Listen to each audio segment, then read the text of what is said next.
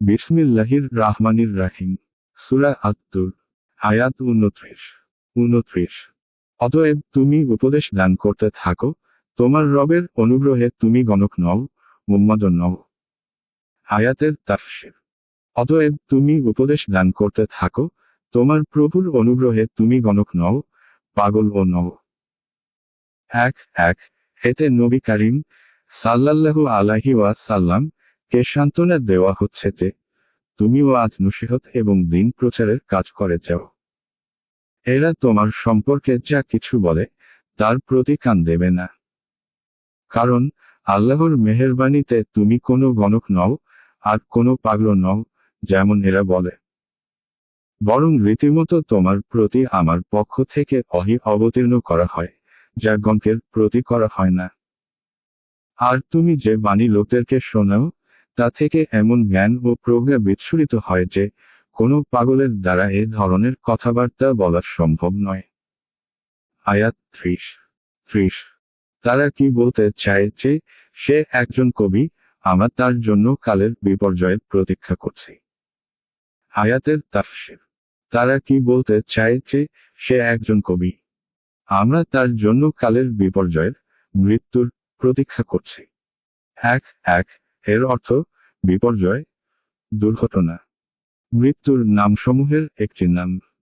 আয়াতের তাৎপর্য হল, মক্কার কুরাইশগণ এই অপেক্ষায় ছিল যে, হয়তো মুহাম্মদ কালের কোনো দুর্ঘটনায় মারা যাবে, আর আমরা স্বস্তি লাভ করব। যে স্বস্তি তার তাওহীদের দাওয়াত আমাদের কাছে থেকে ছিনিয়ে নিয়েছে। আয়াত 31। বলো তোমরা প্রতীক্ষা করো, আমিও তোমাদের সাথে প্রতীক্ষা করছি। আয়াতের তাফসীর। বলো তোমরা প্রতীক্ষা করো, আমিও তোমাদের সাথে প্রতীক্ষা করছি। অর্থাৎ দেখো, মৃত্যু কার আগে আসে, এবং ধ্বংস কার ভাগ্যে এসে জুটে। আয়াত 32। তাহলে কি তাদের বুদ্ধি তাদেরকে এই বিষয়ে প্ররোচিত করে, না তারা এক সীমালঙ্ঘনকারী সম্প্রদায়? আয়াতের তাফসীর। তবে কি তাদের বিবেক বুদ্ধি তাদেরকে এ বিষয়ে আদেশ করে, না তারা এক সীমালঙ্ঘনকারী সম্প্রদায়? 2 অর্থাৎ এরা যে তোমার সম্পর্কে আবল তাবল এবং মিথ্যা ও অবাস্তব কথাবার্তা বলে বেড়ায়, তাদের বিবেক বুদ্ধি কি তাদেরকে এর উপর অনুপ্রাণিত করে? 2 না, বরং এরা হলো অবাধ্য ও ভ্রষ্ট লোক। আর এই অবাধ্যতা ও ভ্রষ্টতাই তাদেরকে এ ধরনের কথাবার্তার উপর উস্কানি দেয়। আয়াত 33। তারা কি বলে এই কুরআন তার নিজের রচনা? বরং তারা অবিশ্বাসী। আয়াতের তাফসীর। তারা কি বলে, এই কুরআন নিজের রচনা করেছে? বরং তারা অবিশ্বাসী। অর্থাৎ কুরআন রচনা অপবাদ আরোপের উপর তাদেরকে উদ্বুদ্ধকারী জিনিস হলো তাদের কুফরি। আয়াত 34। তারা যদি সত্যবাদী হয়, তাহলে এই সদৃশ কোন রচনা উপস্থিত করুক। আয়াতের তাফসীর। তারা যদি সত্যবাদী হয়, তাহলে এর সদৃশ কোন রচনা উপস্থিত করুক না। অর্থাৎ কুরআন মুহাম্মদ সাল্লাল্লাহু আলাইহি ওয়াসাল্লাম এর স্বরচিত হওয়ার ব্যাপারে তাদের যে দাবি, তাতে যদি তারা সত্যবাদী হয়, তবে তারাও এই ধরনেরই একটি গ্রন্থ রচনা করে পেশ করুক, যা শব্দ ছন্দে, অলৌকিকতা, ভাষালঙ্কার, সুন্দর উপস্থাপনা, বিরল বাকপদ্ধতি, তথ্য পরিবেশন ও সমস্যা সমাধানের দিক দিয়ে তার প্রতিদ্বন্দ্বিতা করতে পারে। আয়াত 35। তারা কি স্রষ্টা ব্যতীত সৃষ্টি হয়েছে, না তারা নিজেরাই স্রষ্টা? আয়াতের তাফসীর। তারা কি কোনো কিছু ব্যতিরেকে আপনিই সৃষ্ট হয়েছে, না তারা নিজেরাই স্রষ্টা? 2 অর্থাৎ প্রকৃত প্রস্তাবে যদি এর রকমই হয়, তাহলে তাদেরকে কোনো কিছুর আদেশ করার অথবা কোনো কিছু থেকে নিষেধ করার অধিকার কারো থাকে না। কিন্তু বাস্তবে যখন ব্যাপারের রকম নয়, বরং তাদেরকে কোন এক স্রষ্টা সৃষ্টি করেছেন, তখন এটা স্পষ্ট ব্যাপার যে, তাদেরকে তার সৃষ্টি করার পিছনে কোনো এক নির্দিষ্ট উদ্দেশ্য অবশ্যই আছে। তিনি তাদেরকে সৃষ্টি করে এমনি, কোনো উদ্দেশ্য ছাড়াই কেমন করে ছাড়তে পারেন? 2 অর্থাৎ তারা নিজেরা নিজেদের স্রষ্টা নয়, বরং তারা আল্লাহর স্রষ্টা হওয়ার কথা স্বীকার করে। আয়াত 36 নাকি তারা আকাশ ও পৃথিবী সৃষ্টি করেছে, বরং তারা তো অবিশ্বাসী। আয়াতের তাফসীর নাকি তারা আকাশমণ্ডলী ও পৃথিবী সৃষ্টি করেছে, বরং তারা নিশ্চিত বিশ্বাস রাখে না।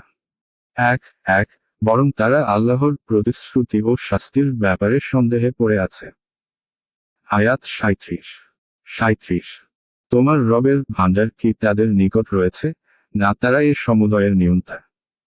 আয়াতের তাফসীর নাকি তোমার প্রতিপালকের ভাণ্ডারসমূহ তাদের নিকট রয়েছে, না তারা এ সমুদয়ের নিয়ন্ত্রক।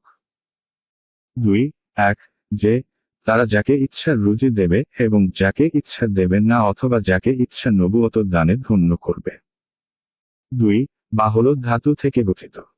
অর্থ লেখক যে ব্যক্তি তত্ত্বাবধায়ক ও নিয়ন্ত্রক হয়, সে যেহেতু সব কিছুই লিপিবদ্ধ করে, তাই এটা তত্ত্বাবধায়ক ও নিয়ন্ত্রকের অর্থেও ব্যবহার হয়।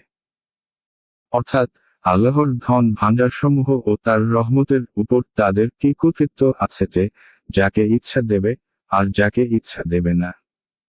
আয়াত 38 নাকি তাদের কোনো সিঁড়ি আছে যাতে আরোহণ করে তারা শ্রবণ করে? থাকলে তাদের সেই শ্রোতার সুস্পষ্ট প্রমাণ উপস্থিত করুক। আয়াতের তাফসীর নাকি তাদের কোনো সিঁড়ি আছে যাতে আরোহণ করে তারা শ্রবণ করে? থাকলে তাদের সেই শ্রোতার সুস্পষ্ট প্রমাণ উপস্থিত করুক। অর্থাৎ তারা কি এই দাবি করে যে সিঁড়ির মাধ্যমে আকাশে গিয়ে তারা মুহাম্মদ সাল্লাল্লাহু আলাইহি ওয়াসাল্লাম এর মতো ফেরেশতাদের কথা বা তাদের প্রতি প্রত্যাদিষ্ট বাণী শুনে আসে?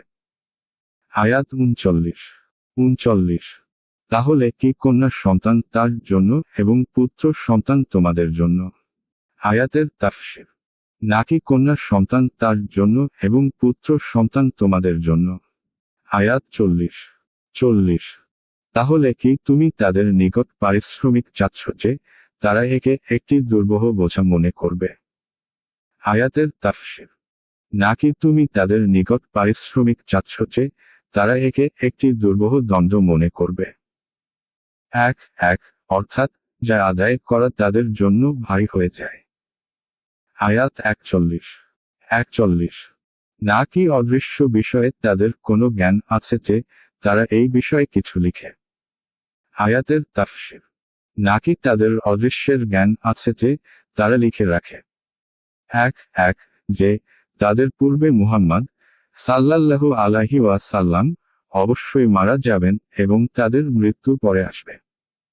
আয়াত 42 অথবা তারা কি কোনো ষড়যন্ত্র করতে চায়? পরিণামে কাফিরেরাই হবে ষড়যন্ত্রের শিকার। আয়াতের তাফসীর অথবা তারা কি কোনো ষড়যন্ত্র করতে চায়? পরিণামে অবিশ্বাসীরাই হবে ষড়যন্ত্রের শিকার। 2 অর্থাৎ আমার নবীর সাথে, যাতে সে ধ্বংসের মুখে পতিত হয়ে পড়বে। 2 অর্থাৎ চক্রান্ত তাদেরই উপর ফিরে আসবে এবং যাবতীয় ক্ষতির শিকার তারাই হবে। যেমন মহান আল্লাহ বলেন সূরা ফাতির 35-43 তাই তো বদর যুদ্ধে এই কাফেররাই নিহত হয় এবং আরো বহু স্থানে তারা অপমান ও লাঞ্ছনার শিকার হয়। আয়াত 43 নাকি আল্লাহ ব্যতীত তাদের অন্য কোনো মাবুদ আছে? তারা যাকে শরীক স্থির করে আল্লাহ তা হতে পবিত্র। আয়াতের তাফসীর নাকি আল্লাহ ব্যতীত তাদের অন্য কোন উপাস্য আছে? তারা যাকে শরীক স্থির করে আল্লাহ তা হতে পবিত্র।